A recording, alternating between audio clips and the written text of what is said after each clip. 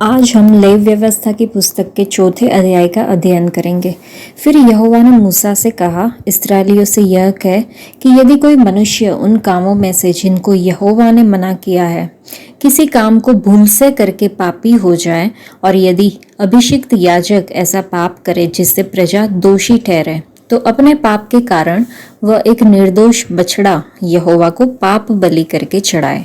वह उस बछड़े को मिलाप वाले तंबू के द्वार पर यहोवा के आगे ले जाकर उसके सिर पर हाथ रखे और उस बछड़े को यहोवा के सामने बलि करे। और अभिषिक्त याजक बछड़े के लहू में से कुछ लेकर मिलाप वाले तंबू में ले जाए, और याजक अपनी उंगली लहू में डुबो डुबो कर और उसमें से कुछ लेकर पवित्र स्थान के बीच वाले पर्दे के आगे यहोवा के सामने 7 बार छिड़के, और याजक उस लहू में से कुछ लेकर सुगंधित धूप की वेदी के सींगों पर जो मिलाप वाले तंबू में है यहोवा के सामने लगाए।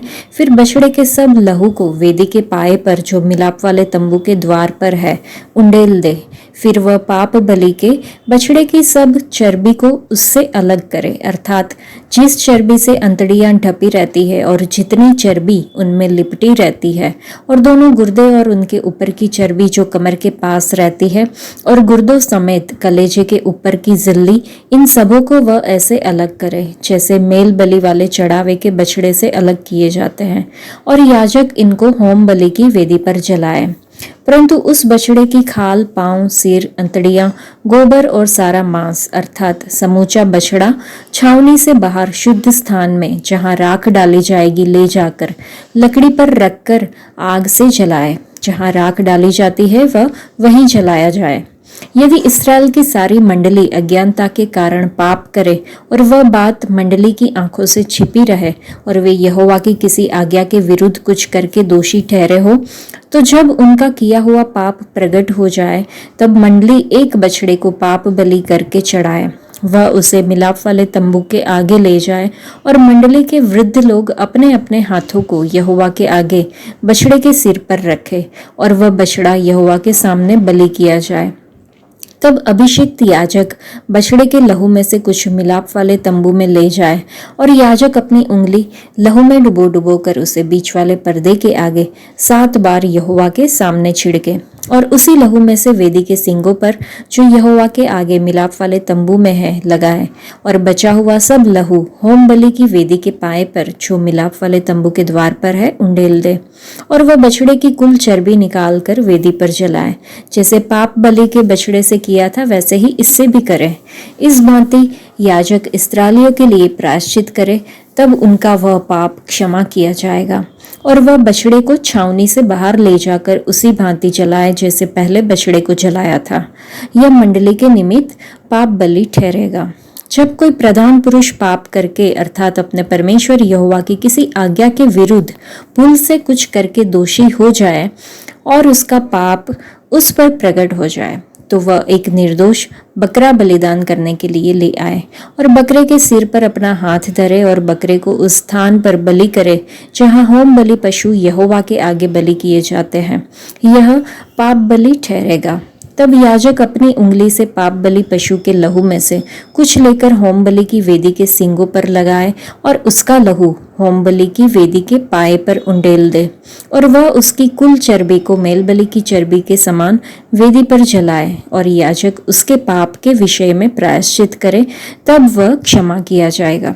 यदि साधारण लोगों में से कोई अज्ञानता से पाप करे, अर्थात कोई ऐसा काम जिसे यहोवा ने मना किया हो करके दोषी हो, और उसका वह पाप उस पर प्रकट हो जाए, तो वह उस पाप के कारण एक निर्दोष बकरी बलिदान के लिए ले आए, और वह अपना हाथ पाप बलि पशु के सिर पर रखे और होम बलि के स्थान पर पाप बलि पशु का बलिदान करे, और याजक उसके लहू में से अपनी उंगली से कुछ लेकर होम बलि की वेदी के सींगों पर लगाए, और उसके सब लहू को उसी वेदी के पाए पर उंडेल दे, और वह उसकी सब चर्बी को मेल बलि पशु की चर्बी के समान अलग करे। तब याजक उसको वेदी पर यहोवा के निमित्त सुखदायक सुगंध के लिए जलाए, और इस प्रकार याजक उसके लिए प्रायश्चित करे, तब उसे क्षमा मिलेगी। यदि वह पाप बलि के लिए एक भेड़ी का बच्चा ले आए तो वह निर्दोष मादा हो और वह अपना हाथ पाप बलि पशु के सिर पर रखे और उसको पाप बलि के लिए वहीं बलिदान करे जहां होम बलि पशु किया जाता है। तब याजक अपनी उंगली से पाप बलि के लहू में से कुछ लेकर होम बलि की वेदी के सींगों पर लगाए और उसके सब लहू को वेदी के पाए पर उंडेल दे और वह उसकी सब चर्बी को मेल बलि वाले भेड़ के बच्चे की चर्बी के समान अलग करे और याजक उसे वेदी पर यहोवा के हवनों के ऊपर जलाए और इस प्रकार याजक अपने उसके पाप के लिए प्रायश्चित करे और वह क्षमा किया जाएगा। इस अध्याय में पाप बलि की विधि के बारे में बताया गया है। ये वास्तव में भूल से किए गए पाप या अनजाने में परमेश्वर की व्यवस्था के विरुद्ध कुछ कर बैठने की स्थिति में शुद्धिकरण या पवित्र किए जाने के लिए चढ़ाया जाता था। अलग अलग व्यक्तियों और संपूर्ण प्रजा के लिए बलिदान की अलग अलग वस्तुओं या पशुओं को चढ़ाया जाता था। अगर अभिषिक्त याजक से भी पाप हो जाता है तो उनके लिए भी यहाँ पे उपाय बताया गया है।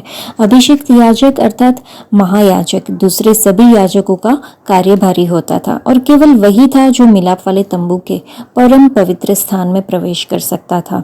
हारून का अभिषेक इस्राएल के प्रथम महायाजक के रूप में किया गया था, इसलिए बाद में महायाजकों को हारून के वंशज माना जाता था। परमेश्वर को घायल या बीमार पशु नहीं पर उत्तम निर्दोष पशु ही बलिदान के रूप में चढ़ाए जाते थे। इसमें हमने देखा कि लहू को 7 बार छिड़का गया। इसे 7 बार किया जाता था क्योंकि 7 का जो अंक था वो सिद्धता या पूर्णता का चिन्ह था। प्राचीन इस्राएल की यह एक महत्वपूर्ण विचारधारा थी कि संपूर्ण जाति कुछ लोगों के कामों के कारण पापी ठहरती है। संपूर्ण जाति या प्रजा के पापों की शुद्धि के लिए एक निर्दोष बछड़ा बलिदान चढ़ाया जाता था। लोग जो याजक या अगुए नहीं थे उन्हें पाप बलि के लिए एक निर्दोष बकरी या एक भेड़ी का बच्चा लाना पड़ता था। पवित्र शास्त्र कहता है कि हमने परमेश्वर के विरुद्ध पाप किया है और उसके शत्रु बन गए। पाप करना परमेश्वर के धार्मिक स्वभाव का उल्लंघन है। हमें इस शत्रुता से मुक्त करने का सबसे अच्छा तरीका प्रभु यीशु द्वारा क्रूस पर अपना खून बहाकर हमें क्षमा करना है।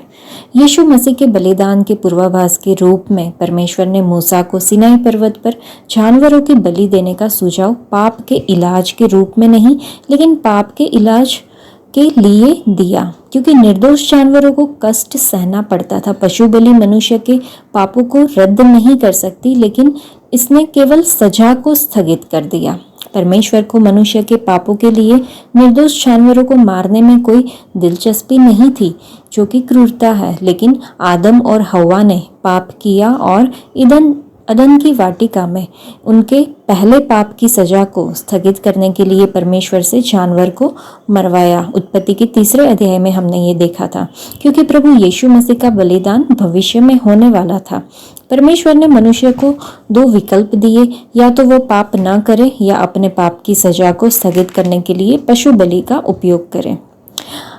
आदमी ने आसान विकल्प चुना। परमेश्वर को मनुष्य के विकल्प देने पड़े क्योंकि उसने उसे चयन की स्वतंत्रता के साथ बनाया है।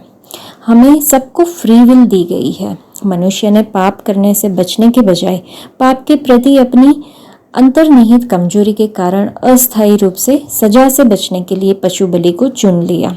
इसके कारण मनुष्य के पाप के लिए कई निर्दोष जानवरों को मार दिया गया। निर्दोष जानवरों की हत्या के मनुष्य के पाप को परमेश्वर के दरवाजे पर नहीं डाला जा सकता, क्योंकि मनुष्य खुद ही अपराधी है। तो हमने सीखा कि पशु बलि करके पाप का कोई उपाय नहीं होता है, यह सिर्फ एक निवारण के रूप में दिया गया था। आज के लिए इतना ही। परमेश्वर आप सबको आशीष दे। धन्यवाद।